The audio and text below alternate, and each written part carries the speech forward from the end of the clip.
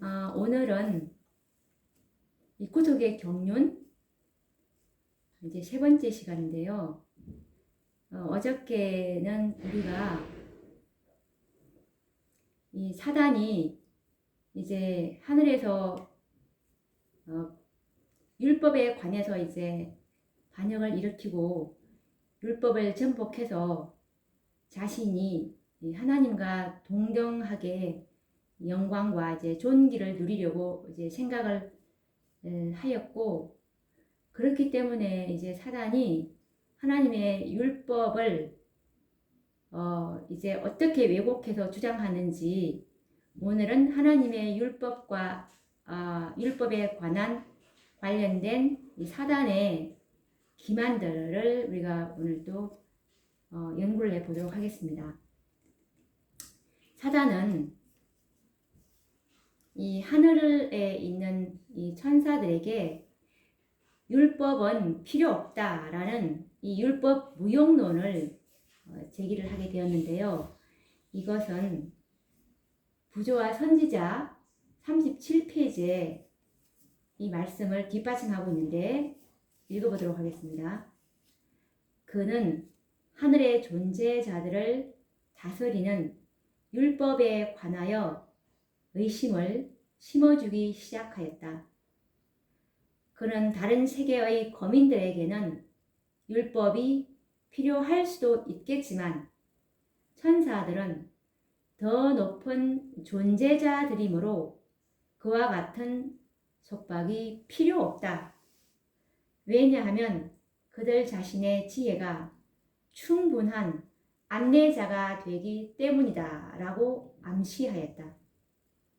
그들은 하나님을 욕되게 할 수 있는 존재자들이 아니며 그들의 모든 생각이 거룩하며 하나님 자신이 죄를 범하실 수 없는 것과 마찬가지로 그들이 죄를 범하는 것은 불가능하다라고 하였다.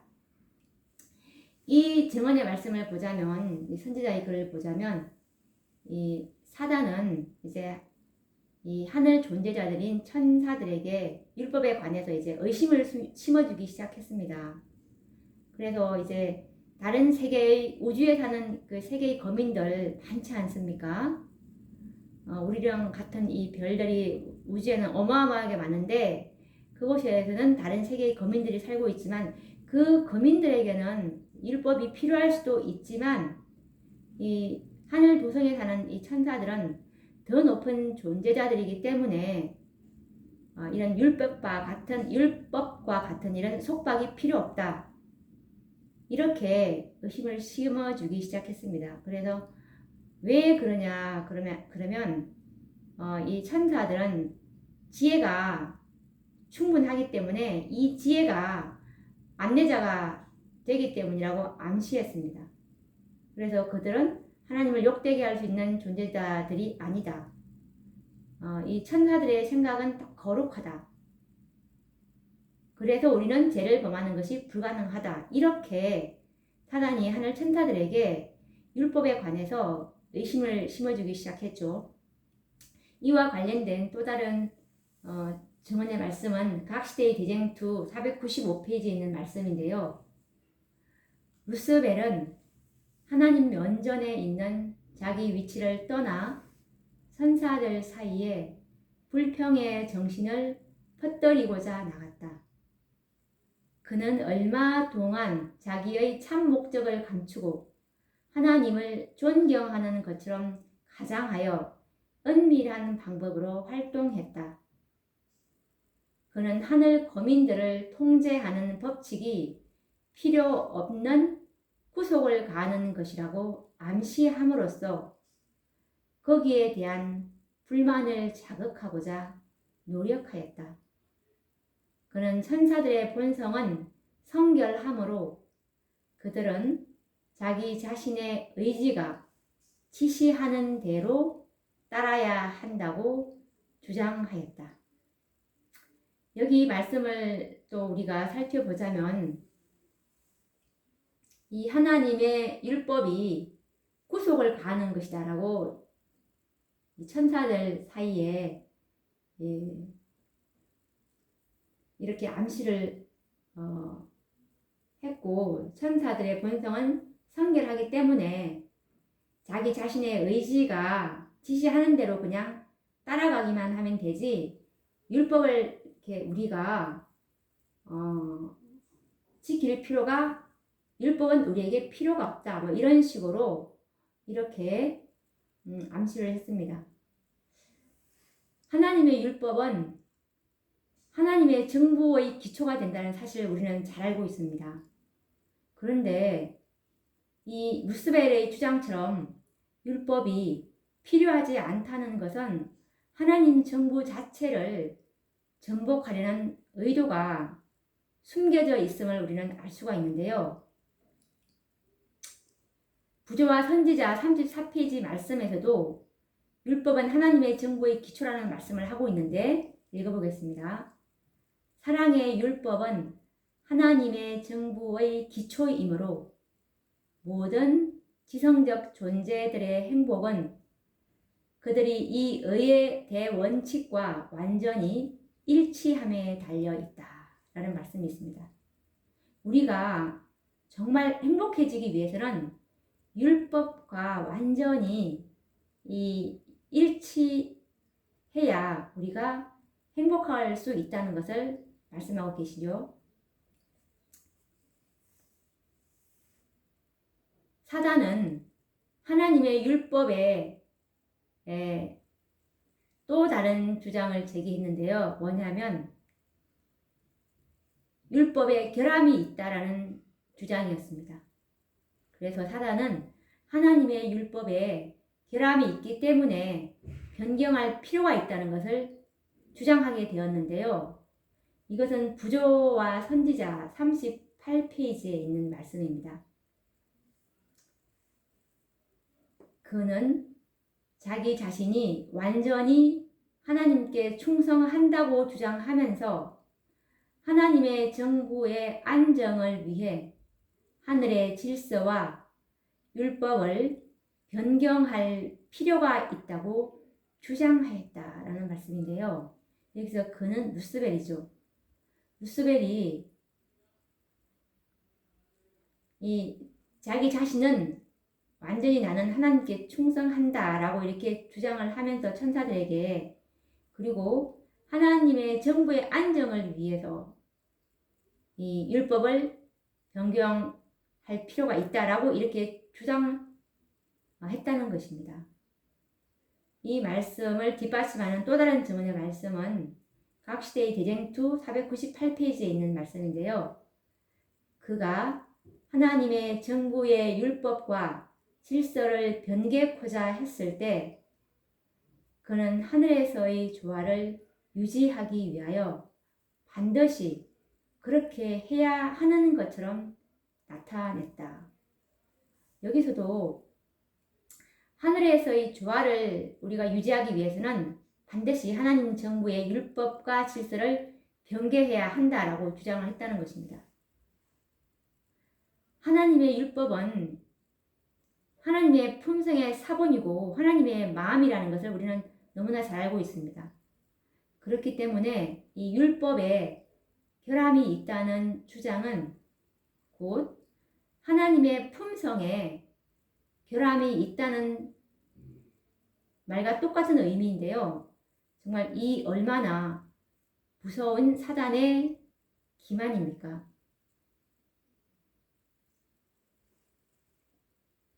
하나님의 율법은 하나님의 품성의 사본이라는 이 선지자의 글을 한번 찾아서 읽어보도록 하겠습니다. 부조와 선지자 52페이지에 있는 말씀인데요. 하나님의 율법은 그분 자신만큼 신성하다. 이것은 그분의 뜻의 계시요 그분의 품성의 사본이며 하나님의 사랑과 지혜의 표현이다 라는 말씀입니다. 그리고 또 이와 관련된 다른 증언의 말씀은 부조와 선지자 63페이지에 있는 말씀인데요.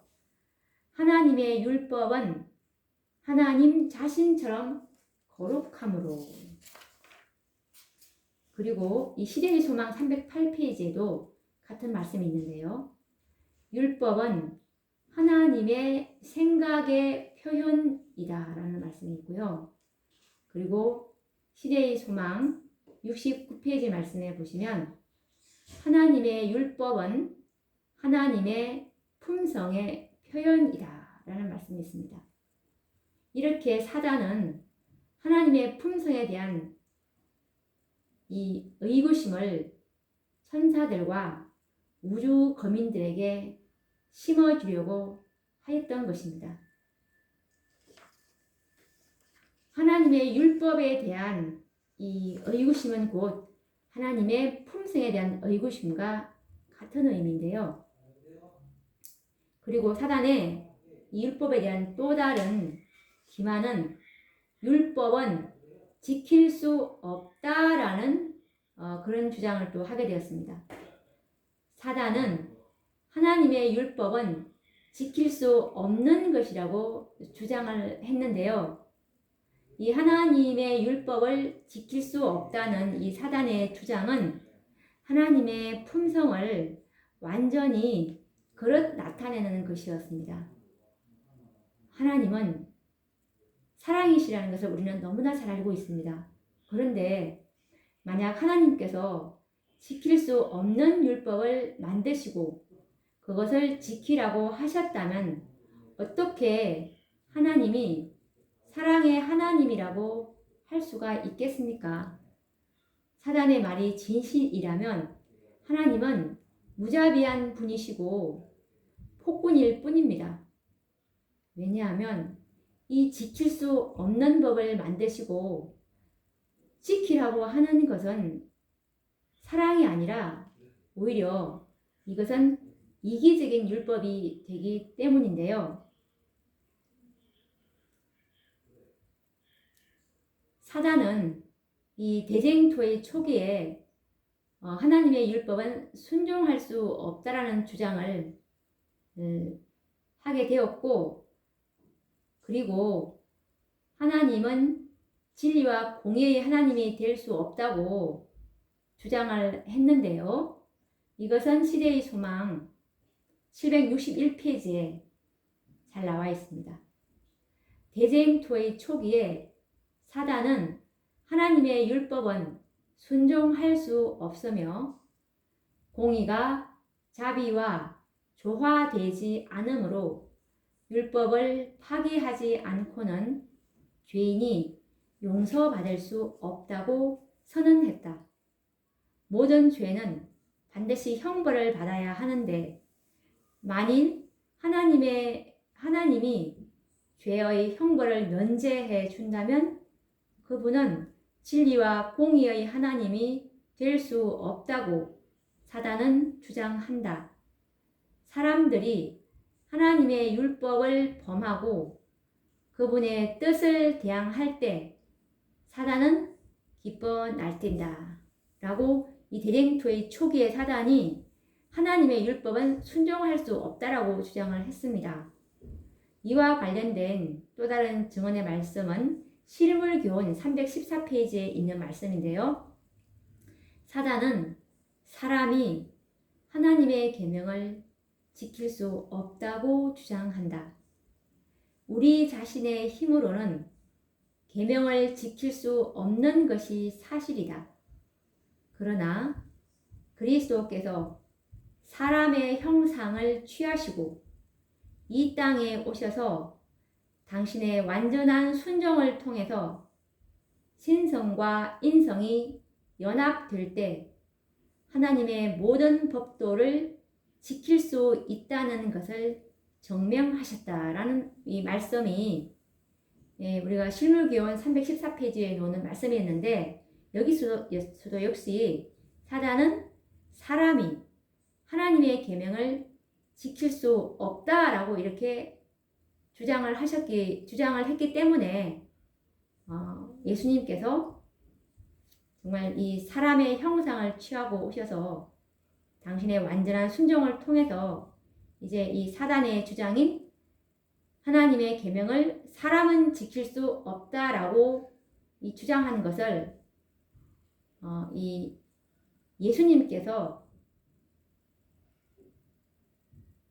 사람도 하나님의 모든 법도를 지킬 수 있음을 증명하셨습니다.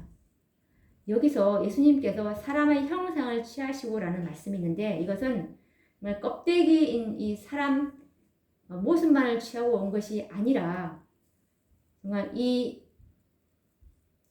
우리와 똑같은 죄된 본성을 그분께서 취하시고 오셔서 죄된 본성을 취하시고서도 사람이 신성과 연합할 때 이 하나님의 계명을 지킬 수 있다는 것을 증명을 하셨기 때문에 십자가로 이 새롭고 산 길 구속사업을 이룰 수가 있었습니다.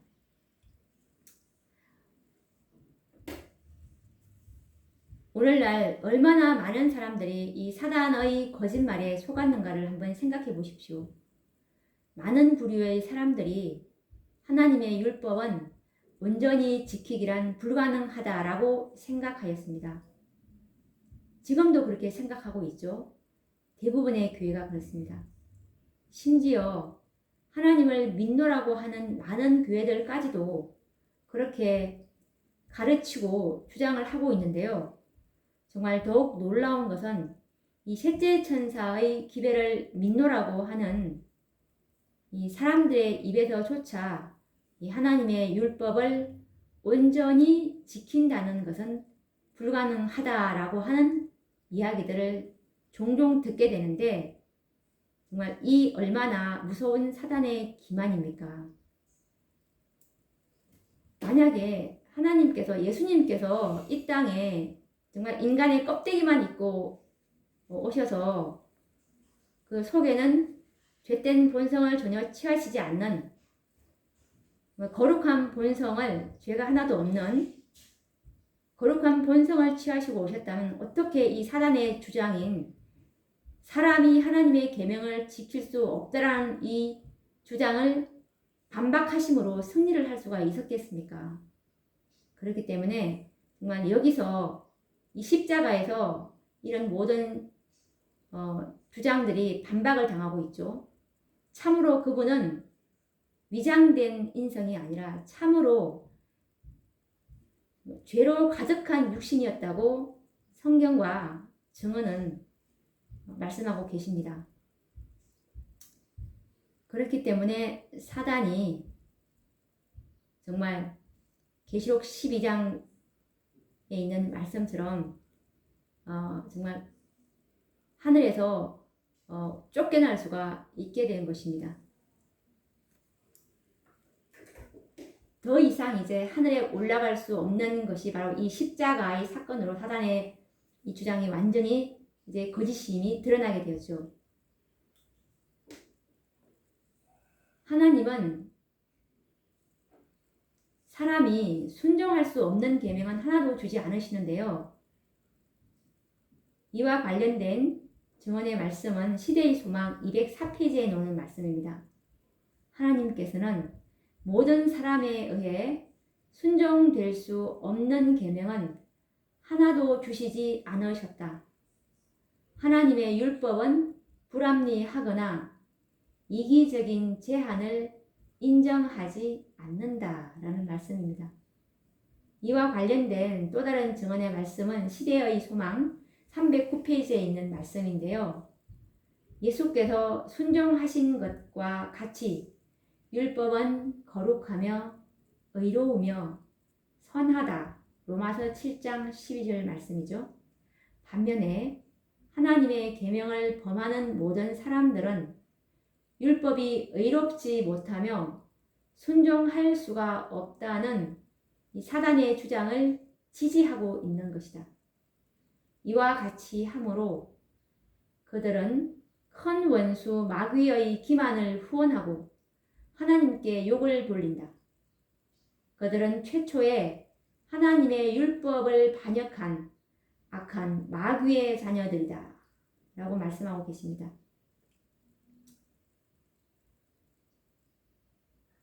우리도 이 하나님의 계명을 범한다면 이 사단의 주장을 지지하고 있는 한 사람이기 때문에 하나님께 욕을 돌리게 되므로 우리가 정말 하나님의 율법은 순종할 수 있다는 것을 우리도 입증해야 하는 것입니다.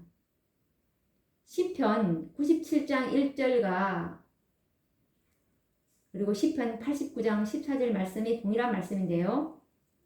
하나님의 보좌의 기초는 의와 공평이라고 말씀하고 계십니다.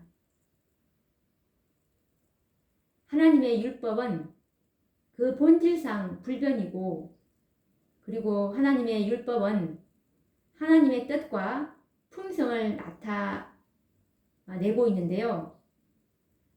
그래서 하나님은 사랑이시고 하나님의 율법도 사랑인 것입니다. 그리고 율법의 두 가지 큰 원칙은 하나님께 대한 사랑과 사람에게 대한 사랑인데요. 왜냐하면 사랑은 율법의 완성이기 때문에 그렇습니다. 하나님의 품성은 의이고 진리입니다. 그리고 하나님의 율법의 본질도 마찬가지인데요. 이와 같이 이 율법은 하나님의 마음과 뜻의 표현이기 때문에 율법을 만드신 그 창시자와 같이 영구적인 것, 즉 영원 불변하는 것이 되어야 하는 것입니다. 그렇기 때문에 이제 정리를 하자면 율법은 하나님의 마음과 하나님의 뜻의 표현이고 하나님의 품성이며 하나님은 사랑이다라는 이 말로 요약을 우리가 할 수가 있겠습니다. 사랑은 온 우주의 법칙이고 이 땅에서도 반드시 지켜져야 할 율법인 것입니다. 그래서 이 율법을 증거하는 하나님의 사랑이 이제 이 땅에 나타나게 되면 그제야 이제 끝이 오게 될 것입니다. 죄가 이제 끝이 나게 될 것이라는 말인데요. 율법의 완성을 보았기 때문에 그렇습니다. 자, 오늘은 또 여기서 마쳐야 될 것 같고요. 다음 시간에 또 구속의 경륜 네 번째 시간을 또 이어서 연결해 보도록 하겠습니다. 다음에 뵙겠습니다. 감사합니다.